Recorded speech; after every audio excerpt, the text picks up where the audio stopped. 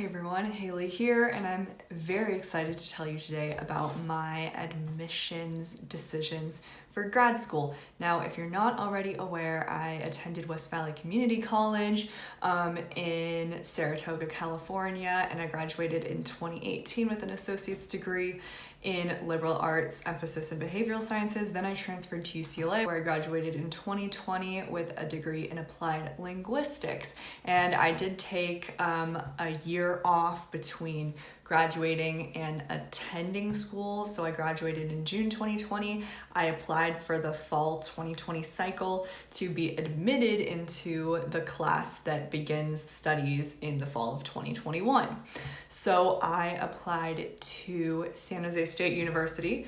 I'm from San Jose. Cal State University East Bay, which is not too far from where I live. University of Redlands, which is in Southern California.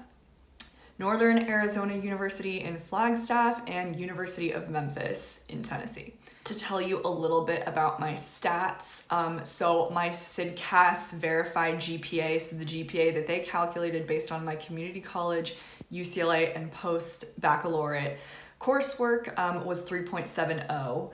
And my GRE score, I got 157 on the verbal, 146 on quant, and 5.0 on analytical writing. So the only schools that actually ended up requiring the GRE this year for me that I applied to were University of Redlands and University of Memphis. All the other schools dropped the GRE requirement. They weren't concerned with it due to COVID. I did have 4 letters of recommendation. There were only 3 required, but what happened is one of my recommenders, I guess you could say, literally stopped responding to my emails, and I thought that she wasn't going to write the letter, so I panicked and added a 4th person on, and then the original letter writer did end up coming through. I had 2 letters from professors, one from my coworker at an internship that I did one summer when I was a UCLA student, and then the 4th letter was from a program director at UCLA for a program that I was a part of. I'm going to talk about that in a minute. For my extracurriculars, I was a transfer student mentor at UCLA, just kind of helps transfer students who are first years acclimate to UCLA life. I was also an ESL tutor at UCLA, and that was the program director who wrote the letter for me. And lastly, I was also a volunteer note taker at UCLA. So every class that I went to, I took notes and I turned them into the Center for Accessible Education at UCLA. And work-wise, I have about 7 years experience in the bridal industry. So that was the primary work experience on my resume and on my application. I also worked in an administrative role at LinkedIn. And as I mentioned before, I was an intern at a speech technology company called SoundHound. I'm actually employed there now that I've graduated. So that's kind of my background and what my application looked like. The first school that I heard back from was Northern Arizona University. I heard back from them on February 19th, very early, and they did accept me. So that was my first acceptance. It was really exciting. It was totally unexpected, but honestly, I wasn't expecting it. They sent me an email while I was working, and it was in the subject line of the email, so it was totally a surprise to me. The second acceptance that I got was on March 3rd from University of Memphis. Once again, totally surprising. It was also in an email. The third decision that I got was from University of Redlands on March 9th, so about a week after Memphis. This was also via email, and it was an acceptance. So they sent me an email that said, like, here's your decision, and then they attached a PDF that had the decision, which was an acceptance, like I said. And then from then until March 31st, it was absolute radio silence. Now let me give you some context. The national deadline for accepting your offer of admission and enrolling in a program in communicative sciences and disorders is April 15th. So I was waiting for San Jose State and East Bay. And the farther it gets, I'm like, this is taking a really long time. Like, what is taking so long? And I don't really read too much into Grad Cafe or Reddit or anything like that to see what's going on with other people, but I did check it, and I noticed that some people were getting their decisions back and I hadn't heard anything, so I was like, I mean, I don't know if this is just like they have rolling admissions or if it's gonna be a wait list, I don't know.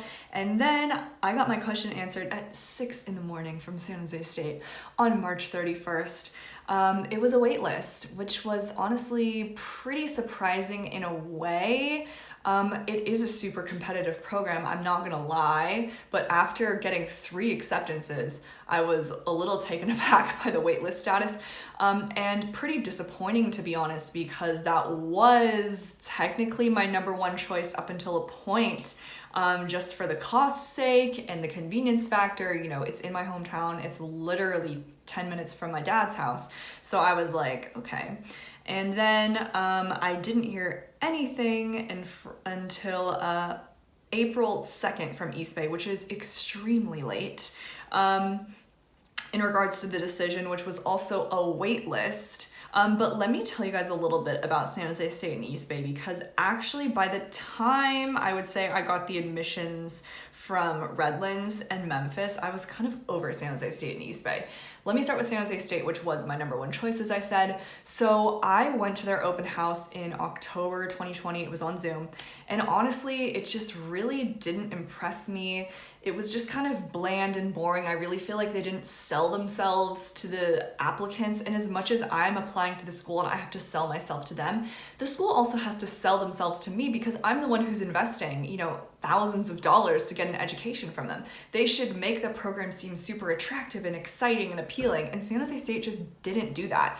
And the week before the San Jose State open house, I went to the Redlands open house and it was amazing. Like, Redlands was like, I was going to apply there, but it wasn't really on my radar. After I went to their open house, I was like, I actually really want to go to the school. So after that, the San Jose State open house just fell flat. Aside from the open house, I reached out to them via email, either their administrator or various people in the Department of Communication Sciences and Disorders multiple times, and I never received a response.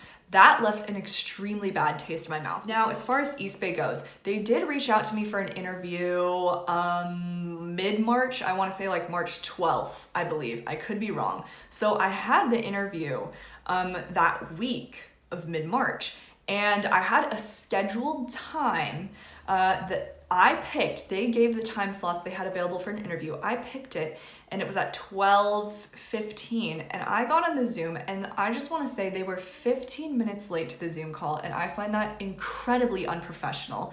If it was the other way around, you can almost guarantee that they would automatically reject me. And it's the same situation with San Jose State, where they need to be selling themselves to me. This shows me that they didn't respect my time, to be completely honest, with being late to the interview. And then as a result, not only did both those schools leave a bad taste in my mouth from their open house, from their interviews, but they also waited until like almost the last minute to give their decisions. And then they gave me a waitlist decision, which is kind of a non-decision, to be honest.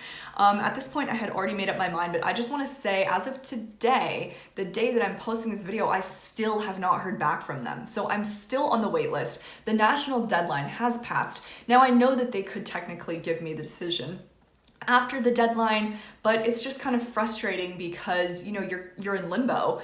And luckily I already know what my decision is, so I'm about to tell you guys. I have 2 out-of-state options and 1 in-state option. But the thing with Redlands is that even though it is in the state of California, it's a private school, it's extremely, extremely expensive. Now, going to school out of state is also expensive. And then I have to factor in the cost of living, because all of these I'm gonna have to move out on my own.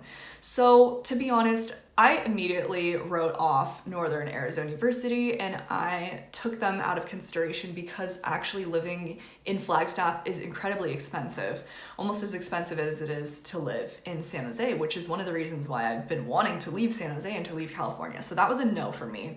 Then it came down to Redlands and Memphis. With Redlands, I liked the program, but it doesn't start until January 2022. Memphis starts in the upcoming fall. So those were kind of 2 factors. They both ended up being about the same time. Technically, Redlands was 1 semester longer, so 2.5 years, whereas Memphis was only 2 years of study. So that was a consideration. For both programs, I believe you need about 60 units to graduate from the program, and Redlands costs $1,100 a unit. I know, it's insanity, actual insanity. $1,100 a unit is an astronomical expense. Memphis actually only costs about $750 a unit. So I was like, well, it's a no-brainer. Plus, the cost of living in Memphis is literally half of what it is in San Jose, and I think it's almost half of what it is to live in Redlands. So I thought, you know what? I think Memphis is where I'm gonna end up going, but I wasn't completely sure yet because I had never been, not only to the campus, I'd never been to the South. I've never been to Tennessee. I've never been to Memphis. So I did go to Memphis to check out the school. They had a tour. I got to tour the facility and the clinic that's on campus. It's beautiful. It's state of the art. It's practically brand new. It was just built in 2015. I have been to Redlands in the past, and it's a very nice school, but their facility is really small and it looks kind of old. I didn't get to tour in person, but I just drove by it and saw what it looked like. So it really didn't impress me that much. I went to Memphis, which I had never been to before. Like I said, I actually really liked Memphis. I was kind of nervous. As I said, I've never been there before, but it was really fun and really cool. It seems like there's a lot to do there. Like I said, the cost of living is much lower.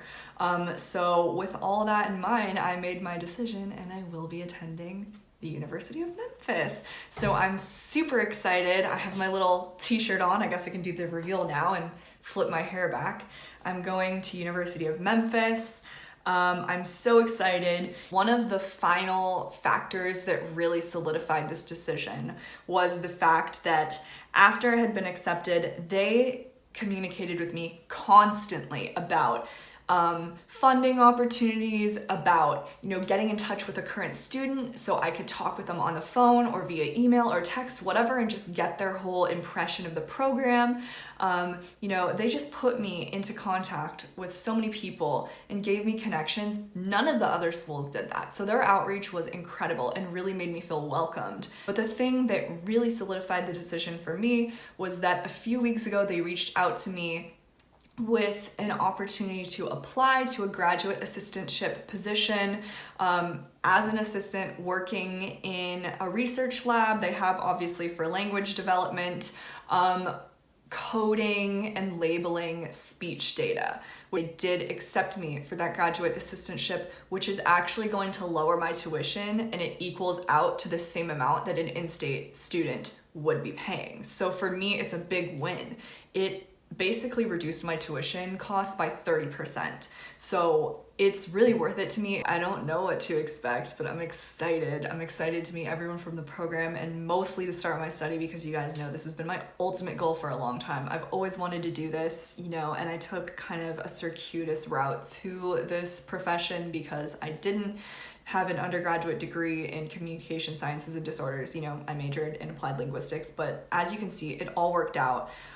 Let me be a living proof and a living testimony to the fact that you don't have to take one specific route to achieve your goals. I think I've proved that by going to community college and transferring to UCLA, and also by majoring in applied linguistics and still getting to grad school for speech language pathology. So yeah, I think that's pretty much it. If you have any questions, please leave them down below and I will try to answer you in a timely manner. Yeah. Above all, thank you so much for watching, especially my subscribers who have been there from day one. It means a lot to me. This channel is still going to be dedicated to transfer students in California, community colleges hoping to transfer to UC, but I will throw a few videos about my graduate school experience into the mix every once in a while. But yeah, just keep in mind it's still going to be devoted to its original intent and content, so fear not. Thank you all for watching. I'll see you in next Saturday's video. Bye!